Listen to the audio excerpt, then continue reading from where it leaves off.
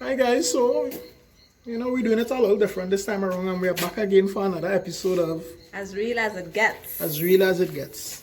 So today what we were kind of thinking about discussing was conflict resolution, or the way you handle dissolving arguments between yourself and your partner.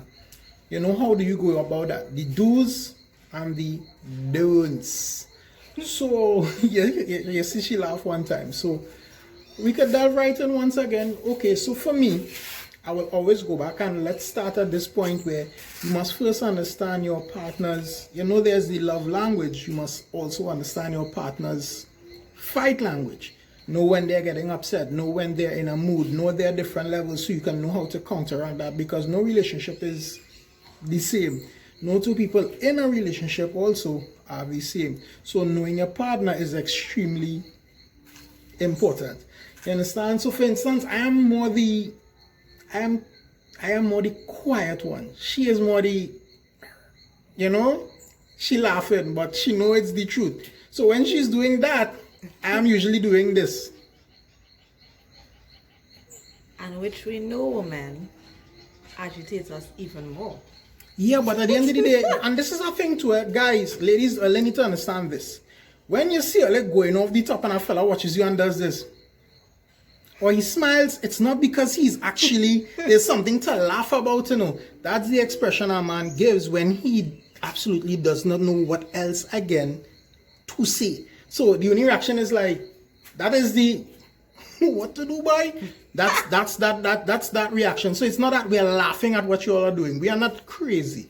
But understand that's what that is. But it's important again to understand your partner's fight language.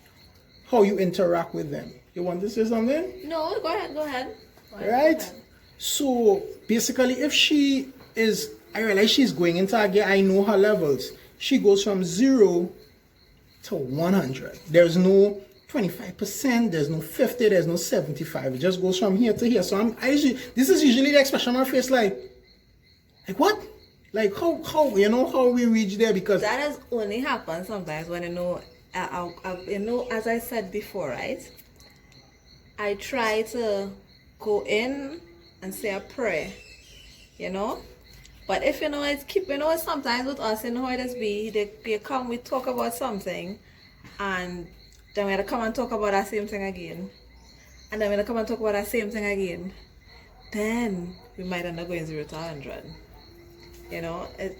I love that explanation that she gave though. Right? But for lack of a better word, I am probably the calmer. Yes, you are. Of the two. Yes, that's and true. If you realize that you are a particular way, then you have to act that role in your relationship, because if I'm doing what she's doing, it's not going to get us anywhere. So it's how we counteract it. It doesn't make me any better. But what I'm saying is, you have to understand your role and you have to understand how your partner is. She's very impulsive. Like the old people say, two men can't live in the same hole. In the same hole at all. So they have to be opposites. So it's not that. So, but let them be clear. I am not docile in any way, form, or fashion. I simply understand the person that I am with, and she knows me. She knows when I start at a certain level where she gets quiet and she gets calm immediately.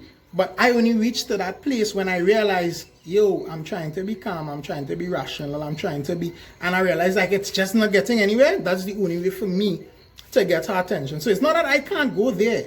It's just it takes longer for me to get there. She doesn't have that impulse control really in between, but it is smart to understand that it's not about making your partner feel that you are better than them or they are better than you, or it's nothing like that. It's an understanding of each other, because I am no more important to this relationship or this marriage than she is.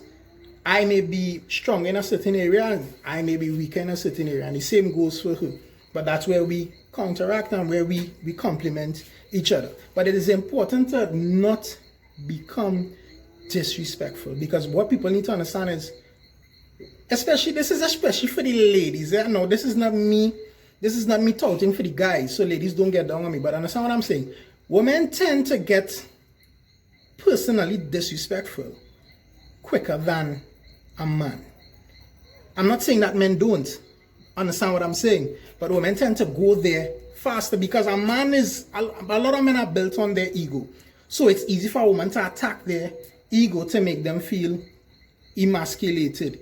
You understand? And I'm saying this is not what she does. I'm not gonna see I'm thinking, yeah, No, this is why there's always have to be clear. This is not what she does, but I see it a lot of times.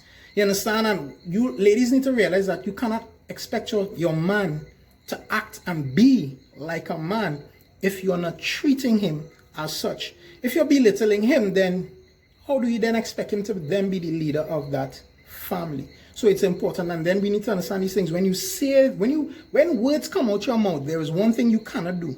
You cannot take it back. It stays there. People say words don't hurt, but that's BS, because they do, and they hurt badly, especially when it's something. A lash. Exactly, because you might get a lash and you might get a scan, it may heal, but words never do, because you never forget the things that people say, especially in the moments when they are angry or they are upset, because people tend to think, people have this ideology that people talk the truth when they're upset or angry. I don't believe that fully, and I'll tell you why.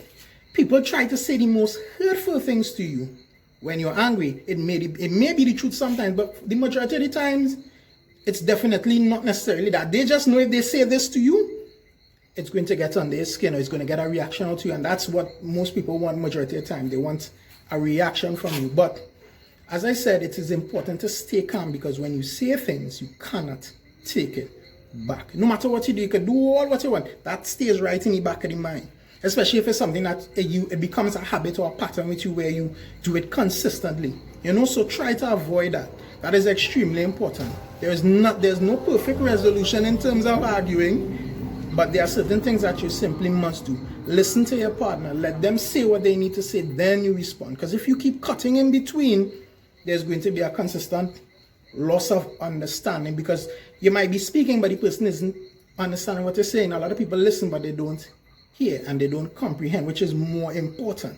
You understand? You wanted to say something? It have an next part, right? Where the saying is normally be don't go to bed angry. Correct.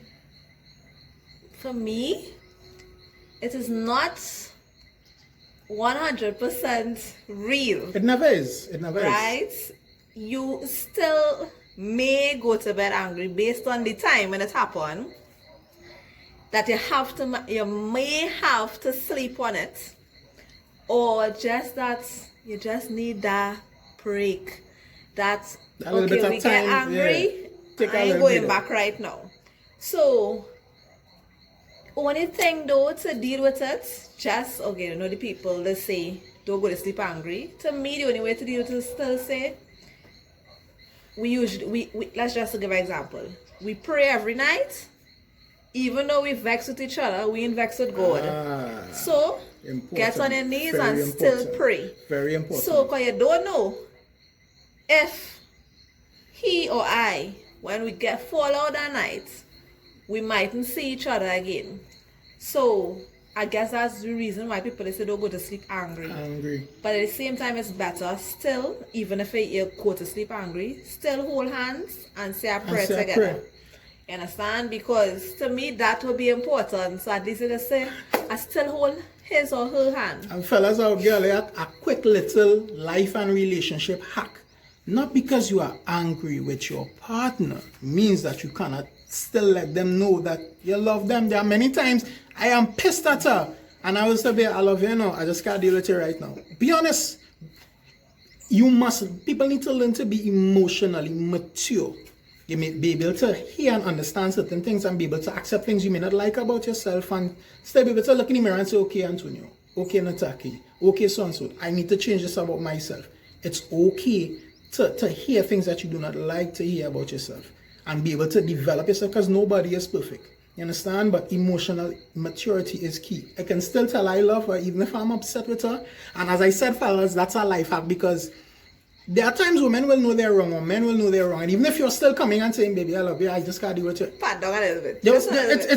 You know. Yeah, got a little pat down. They're gonna pat. They're gonna. That's a strategy. Yeah, that's what I'm saying. It's a life hack. Still let them know, because people tend to figure that if you're angry with somebody, it doesn't mean that you no longer love them or you no longer care. It's just I cannot deal with you in this moment. So once again, guys, I want to thank you for joining us. We try to do things a little different, a little, a different scenery, give you all a little different something, but we appreciate it and we hope that you enjoyed the little conversation today. And we hope that you guys join us again. You're going to see all the links, everything in the bio. She's going to handle that. And one thing you're always guaranteed to get here is 100% realness. real. One day when the glory